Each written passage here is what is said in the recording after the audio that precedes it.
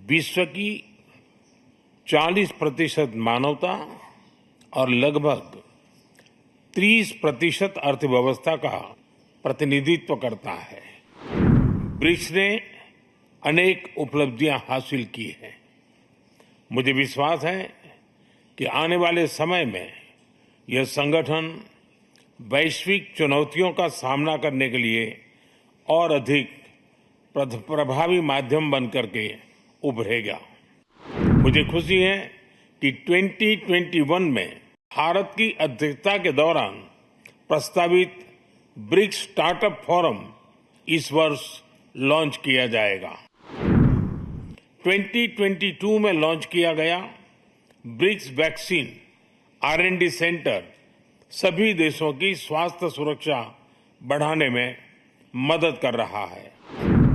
BRICS देशों के बीच financial integration बढ़ाने के लिए प्रयासों का हम स्वागत करते हैं।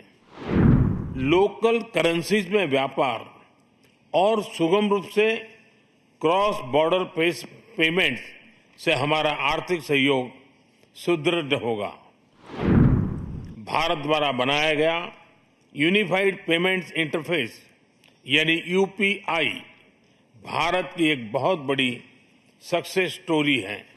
पिछले वर्ष हिज हाइनेस शेख मोहम्मद के साथ मिलकर हमने इसे UAE में भी लॉन्च किया। Your highness, excellencies, ladies and gentleman, 16वें ब्रिक्स समिट के शानदार आयोजन के लिए मैं राष्ट्रपति पुतिन को हार्दिक बधाई देता हूं और ब्रिक्स से जुड़े नए साथियों का भी एक बार फिर से हार्दिक स्वागत करता हूं। नए स्वरूप में ब्रिक्स विश्व की 40% मानवता और लगभग 30% अर्थव्यवस्था का प्रतिनिधित्व करता है। पिछले लगभग 2 दशकों में ब्रिक्स ने अनेक उपलब्धियां हासिल की हैं। मुझे विश्वास है कि आने वाले समय में यह संगठन वैश्विक चुनौतियों का सामना करने के लिए और अधिक प्रभावी माध्यम बनकर के उभरेगा। फ्रेंड्स, मैं न्यू डेवलपमेंट बैंक के अध्यक्ष हर एक्सेलेंसी दिल्मा रूसेफ का अभिनंदन करता हूं।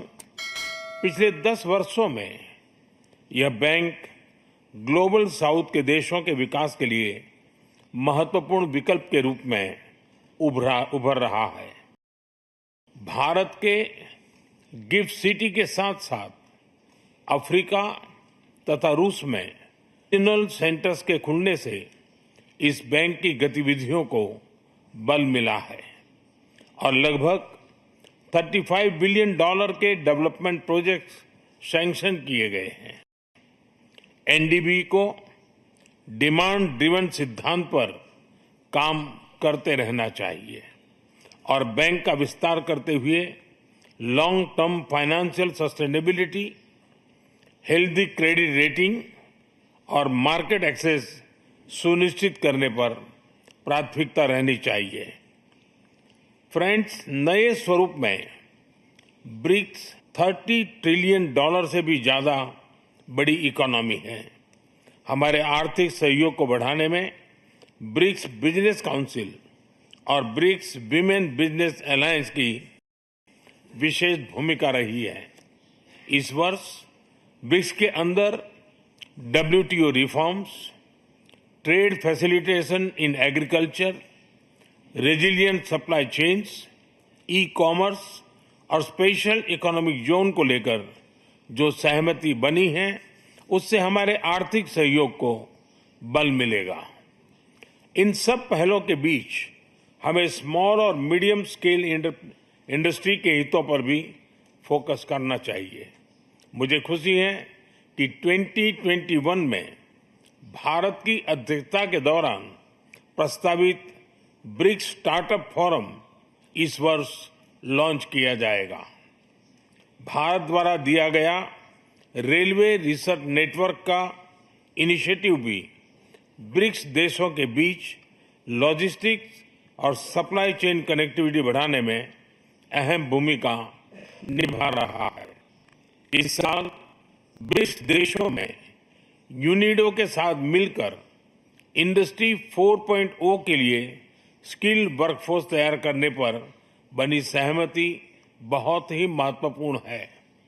2022 में लॉन्च किया गया ब्रिक्स वैक्सीन R&D सेंटर सभी देशों की स्वास्थ्य सुरक्षा बढ़ाने में मदद कर रहा है।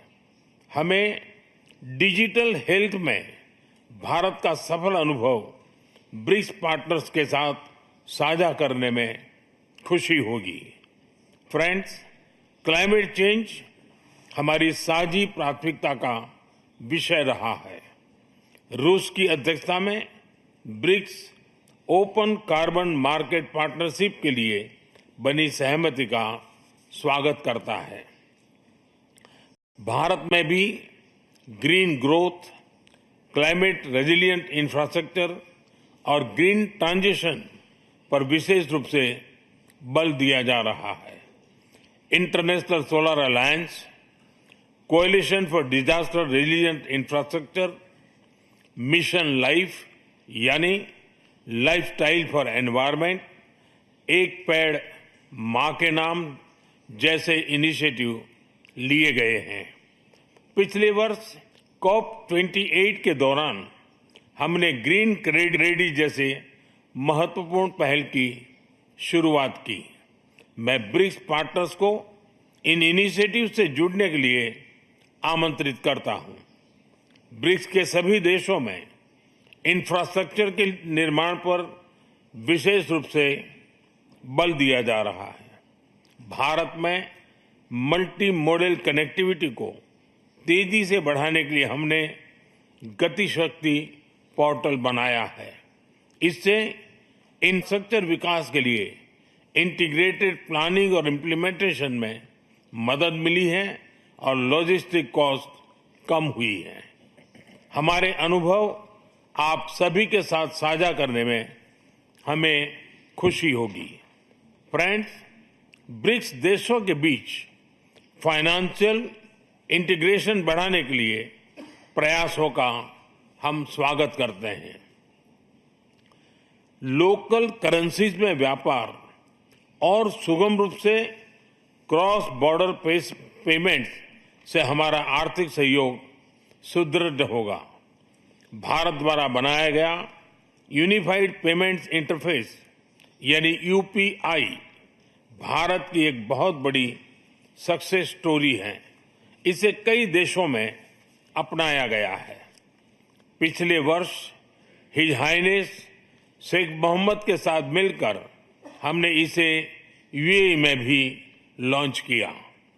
अन्य ब्रिक्स देशों के साथ भी इसमें सहयोग किया जा सकता है।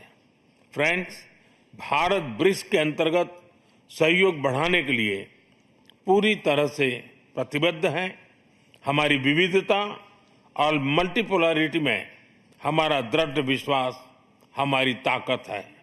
हमारी यही ताकत और मानवता में साझा विश्वास हमारी भावी पीढ़ी के समृद्ध और सशक्त भविष्य को सार्थक रूप देने में सहयोग होगा।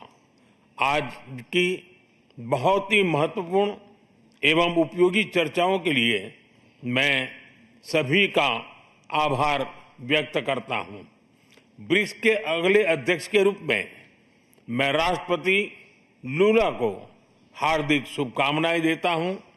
भारत आपकी ब्रिक्स अध्यक्षता की सफलता के लिए अपना पूरा सहयोग देगा। एक बार फिर राष्ट्रपति पुतिन और सभी लीडर्स का बहुत बहुत धन्यवाद।